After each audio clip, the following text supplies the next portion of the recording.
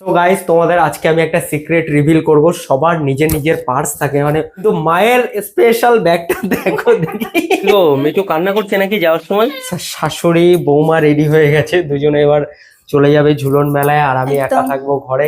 আয়ুষ, মেলা দেখতে যাব, টাকা দেবে না? টাকা মেলায় যেতে টাকা লাগে? মা যাচ্ছে তো তোমার সাথে। হ্যাঁ, তাতে কি হয়েছে? তারপরে তুমি টাকা দেবে না? গাইস আমার থেকে ও যা এখন উল করে, ওর কাছে বেশি টাকা। আমার তো মনে হয় আমি এবার কোথাও গেলে তোমার কাছ থেকে আমি চেয়ে নিয়ে মিথ্যা যাবো। কথা গাইস, মিথ্যা কথা। প্রচুর টাকা, যা উলের ভিডিও বানায়, ও দেখেছে উলের ভিডিও বানায়, নানা রকম জিনিস বানায়, প্রচুর টাকা ওর কাছে। ঠিক আছে গাইস, মানে এরপর থেকে আমি কোথাও গেলে ওর কাছ থেকে চেয়ে নিয়ে যেতে হবে। আরে সব তুমি এখন বড় লোক হচ্ছ। সব বাদ দাও, তুমি তাদের টাকা দাও তো। আরে ঠিক আছে, যে এই মানি ব্যাগে যে টাকা আছে সব টাকা, গাইস তোমরা সাক্ষী, এই মানি ব্যাগে যত টাকা আছে সব টাকা ওর।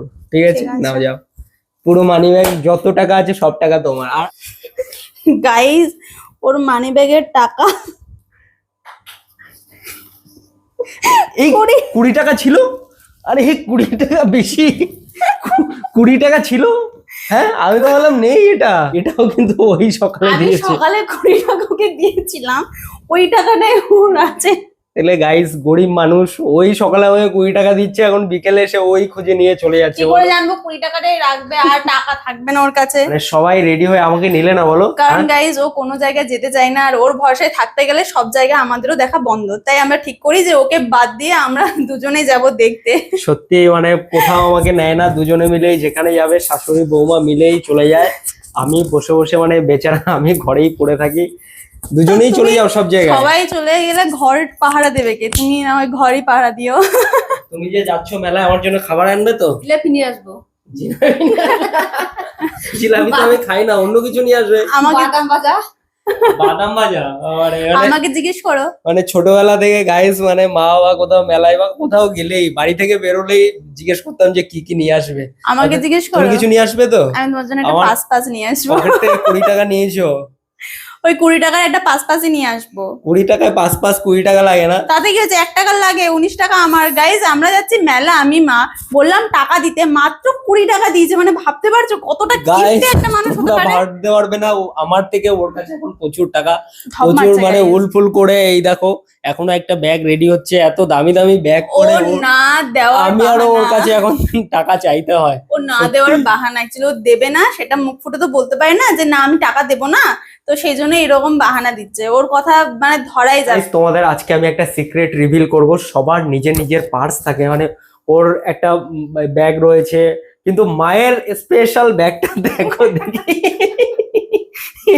এই যে জুয়েলারি দোকানের এই ব্যাগগুলো কিন্তু মাদের মানে পুরো একদম মানে খাজানার ব্যাগ বলতে পারো, ইউনিভার্সাল। হ্যাঁ, এইসব ব্যাগে কিন্তু নানা রকম রত্ন তো থাকে, রত্নর পরে যে স্টেপ সেগুলি হচ্ছে টাকা পয়সা সবকিছু থাকে। এই ব্যাগটা এরকম হতে পারে, কিন্তু এই ব্যাগের মধ্যেই রিয়েল টাকা থাকে। দেখো মানে দেখো হচ্ছে এক্সপেন্সিভ জিনিস থাকে। দেখি আজকে মা কত টাকা নিয়ে মেলায় যাচ্ছে, কত টাকা আছে। অনেক টাকা আছে, এই দেখো। ওরে বাবারে, অনেক টাকা তো। তাতে কি হয়েছে? তোমার জন্য তো আনবে সে বাদাম ভাজায়। আর আমি আর মা যাচ্ছি, সেখানে আমরা ভালো মন্দ খাবো। সিক্রেট ব্যাগ দেখে নিলে গাইস, তোমাদের বাড়িতে কার কার বাড়িতে এরকম হয় কমেন্টে জানিও। প্রতিটা বাড়িতে আমি যতদূর জানি, মানে আমার যতদূর মনে হয় প্রতিটা মায়ের কাছে কিন্তু এরকম একটা ব্যাগ থাকবে। কি গো মিঠু কান্না করছে নাকি যাওয়ার সময়? হ্যাঁ, প্রতিদিনই করে, প্রতিবার করে। যখন আমরা কোথাও যাবো তখন কিন্তু